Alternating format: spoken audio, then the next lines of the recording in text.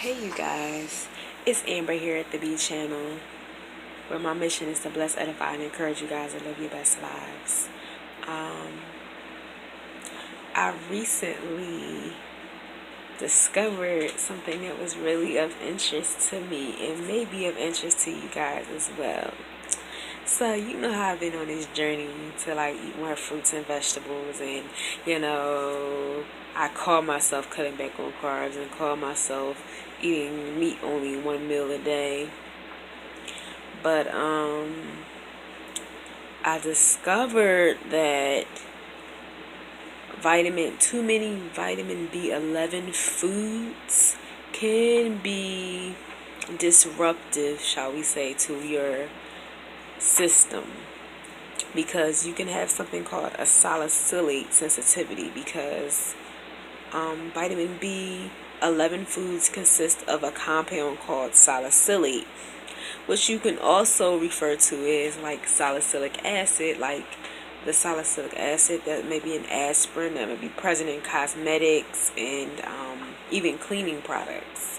So when you eat too much of that food, but to give you a little context, I had asthma when I was younger, and eczema is something that goes hand in hand with asthma, because when you have allergies, they can be related to your respiratory system as well. They're interconnected.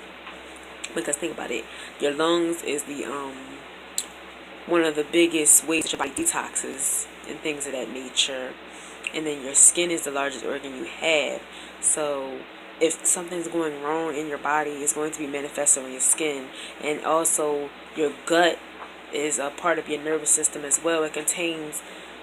I've researched it, and it says that your gut contains 70% of your immune system and also houses its own nervous system, which is why they also refer to your gut as your second brain. It's called the enteric nervous system. But basically when you eat, it's information, that's what they say, and it sends information to the rest of your body about what to do with that food. So for me, the high salicylate sensitivity thing came into play because I started eating more berries. I was drinking lemon water like twice a day. The watermelon, basically like tomatoes, cucumbers, avocados, eggplants.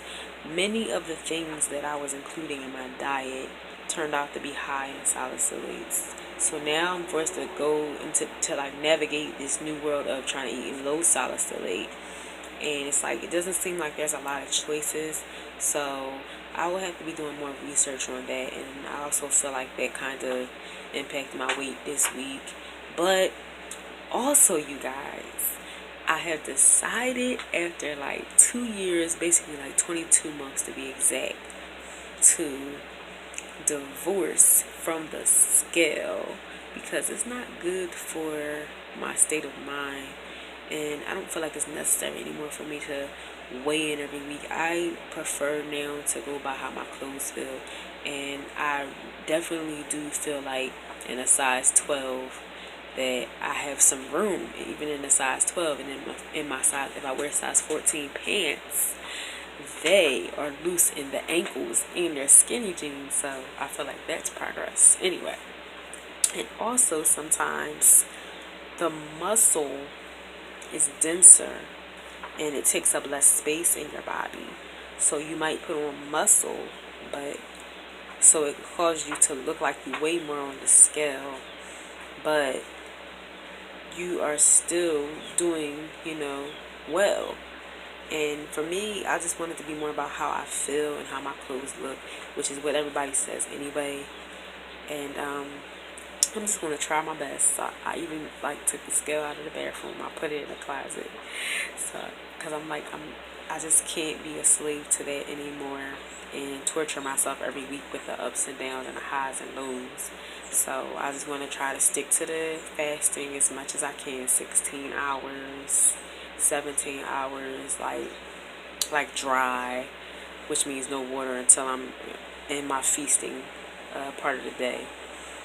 So just dry fasting, maybe even cutting back on these high salicylic foods, which can be seen as healthy, but if it's causing inflammation to the point of eczema in my body, that might be something that's causing the weight to tip up as well, because inflammation can impede weight loss. So that is really something to look into. So since about Sunday, I kind of cut back on all that stuff, and I don't know how to really do it completely, because it seems like high salicylate foods are like basically everything that I like to eat. So it's a challenge, but I'm just going to have to try to at least not eat them in excess. I feel like I have seen a difference with my eczema, like the breakout has decreased.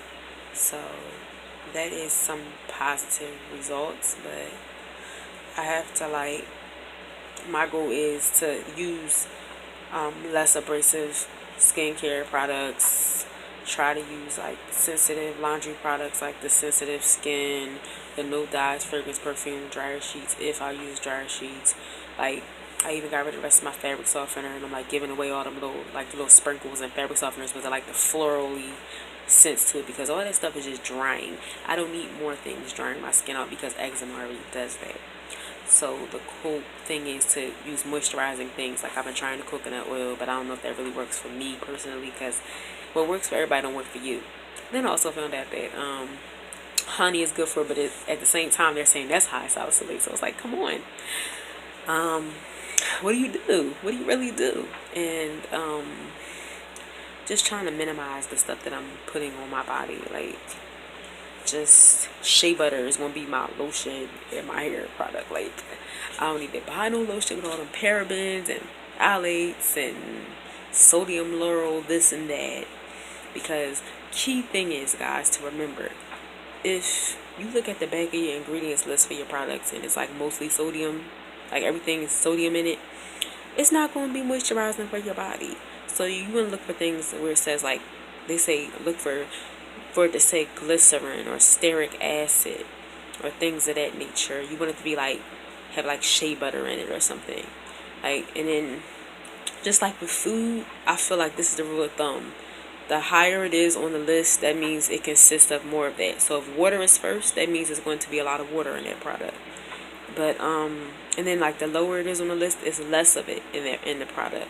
So the same rules apply, I feel like, with the things that you're putting on your body. Because think about it, your skin is the largest organ you have. So don't put junk on your skin and expect it to manifest and clear skin. And expect it. Like there's only so many ways of your body getting rid of junk. That's through your kidneys when you excrete the toxins, and then your liver is going to filter everything that's in your blood, and then your lungs when you breathe in and out, and your skin. That's how things, are eliminated. And also through your digestive system. But you can't put bad things in and expect to get good out, or things that don't agree with your body. So what I've learned is everything in moderation is the most important thing. You cannot put things in your body that don't agree, even if they might be healthy. Don't put things in your body that don't agree with your body. So that's the thing I've learned. Everything in moderation, and just try my best. I have to try my best to eat things that agree with me. And I think that is when I will see the best results. And so that's what I learned this week, you guys. Thanks for tuning in. I hope this was helpful. I hope I told you something and blessed your life in some way. You can find me on Twitter at BChannel27. You can find me on Pinterest at BChannel. You can also find me over at Anchor Podcast on BChannel. And just thank you for tuning in, and I'll see you next time. Until then, peace and blessings. Bye-bye.